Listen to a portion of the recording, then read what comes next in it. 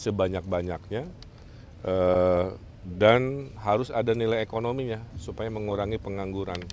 Ya, salah satunya dengan ekonomi kreatif. Ya, alhamdulillah kawan-kawan, saya mendapat support, dukungan, aspirasi dari pelaku-pelaku ekonomi kreatif ya, se-Jakarta khususnya yang ada di Jakarta Selatan, khususnya lagi di daerah Cipete. Cipete ini selama 10 tahun lebih membuat movement namanya Cipete Creative District, di mana menghasilkan banyak lapangan pekerjaan, dan mayoritas adalah ekonomi kreatif. Jadi waktu ditanya Jakarta pasca IKN apa, salah satunya adalah memperbesar porsi kue namanya ekonomi kreatif. Nah, kemudian kita berdiskusi, ini ada komitmen saya tulis sendiri ya, ada 6 cara bagaimana membawa Jakarta menjadi kota ekonomi kreatif global. Ya. Dimulai dari kekompakan masyarakatnya, komunitasnya, pemerintahnya, akademisi, media, dan lain-lain. Kemudian juga memperbanyak ruang-ruang kreatif seperti urban forest ini, seperti M-Block dan lain-lain. Banyak aset Pemprov saya dapati nganggur karena kurang gagasan dan kurang kemauan. Kemudian ada lembaga ekonomi kreatifnya, ya namanya apapun nanti dilembagakan sehingga terstruktur cara pikirnya dan kompak kolaborasi antara pelaku ekonomi kreatif dengan pemerintah provinsinya. Kemudian memperbanyak ekspresi budaya, apakah festival ya sebanyak-banyaknya, dan harus ada nilai ekonominya supaya mengurangi pengangguran ya, salah satunya dengan ekonomi kreatif. Dan terakhir mengedukasi juga masyarakat, tidak hanya formal, informal, tidak hanya menengah atas tapi menengah bawah, ujungnya ekonomi. Karena Jakarta bukan kota industri, bukan kota pertanian, fokus kota bisnis atau dagang, ekonomi kreatif dan wisata. Nah, inilah yang diapresiasi dan dijadikan dokumen. Silahkan tagih lagi nanti kalau sudah terpilih. Ya. Siap. Karena semua yang saya tulis ini udah saya kerjain. Karena saya adalah dulunya pelaku ekonomi kreatif. Persis kayak mereka.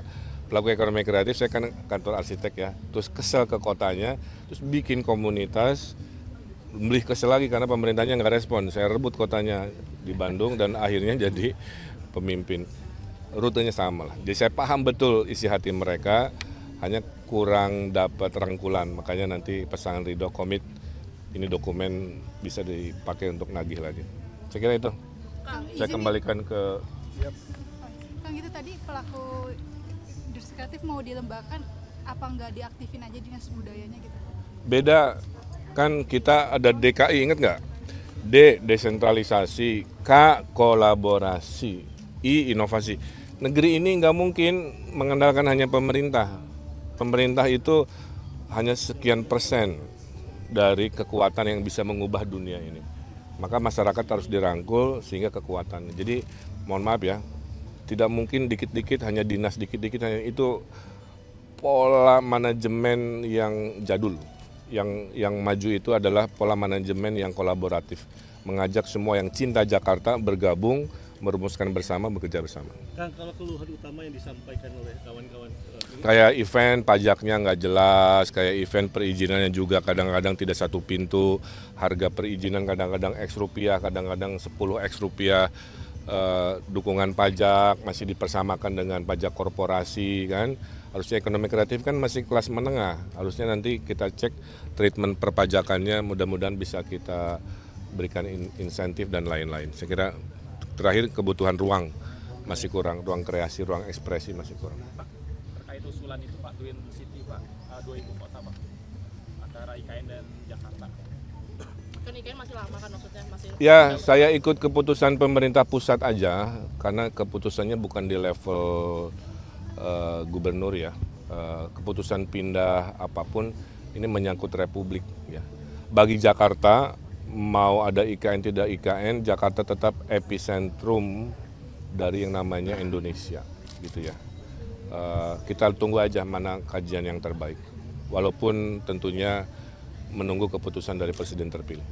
Kang Emil, apakah ekonomi kreatif ini menjadi salah satu cara Kang Emil untuk mengurangi pengangguran di Jakarta? Apakah ada Betul. sektor-sektor lain Kang Emil yang akan didorong? Ekonomi kreatif sendiri kan ada 13 sampai berapa? 18 subsektornya. Kalau masing-masing jiwanya entrepreneur kan luar biasa. Ya. Kita lihat waktu Krismon itu orang lari ke kuliner, ya. Tapi bukan kuliner warungan, kuliner yang punya tema-tema, punya keunikan, sehingga akhirnya berkembang menjadi salah satu sektor yang survive di ekonomi begini. Jadi saran saya, selain nanti gubernur mempromosikan investasi, karena ada investasi ada lapangan pekerjaan, tapi memotivasi juga mereka menjadi entrepreneur, walaupun skala karyawannya hanya 3 orang, 4 orang, tapi nah itu nanti edukasinya, pendampingannya dan lain-lain. Terus di era digital jangan lupa yang namanya konten kreator itu masih luas lapangan pekerjaan itu masih luas. Cuma banyak yang nggak ngerti mau bikin konten tentang apa yang cuan kira-kira gitu ya. Nah disinilah nanti yang berpengalaman bisa melatih itu. Dan tidak hanya Gen Z aja, banyak konten-konten oleh emak-emak gitu ya. Akhirnya dengan monetisasi digital dia bisa dapat penghasilan juga. Saya kira itu ya. Media, saya mau neraktir makan. Kang, boleh ditunjukin Kang?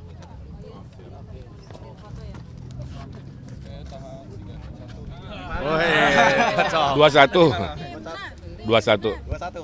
Semoga wasitnya enggak 9+6 sama dengan 99.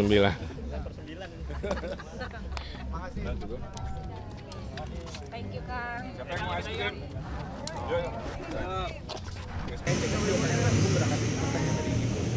Nah dari situlah akhirnya terciptalah gerakan ini makin organik banget gitu. Orang-orang yang berkumpul makin banyak.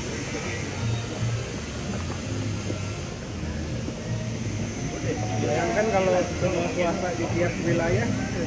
Walaupun secara realita duplikasi kebaikan sosialnya itu langka banget. Saya kagumnya itu. Kirain orang Jakarta kan semua money oriented. Sehingga kalau punya lahan begini ngapain? Ya. 3, 2, 1. Betul, Yang terbuka ya? Orang cepet deh, index of happiness-nya lebih tinggi lagi. Tadi kita untuk diskusi di Kopai. Nah ini areanya ini ditopong. Boleh? Atau Kang Emil mau lihat situ Saya dikit muter aja. sambil muter ya? Makan. Ya.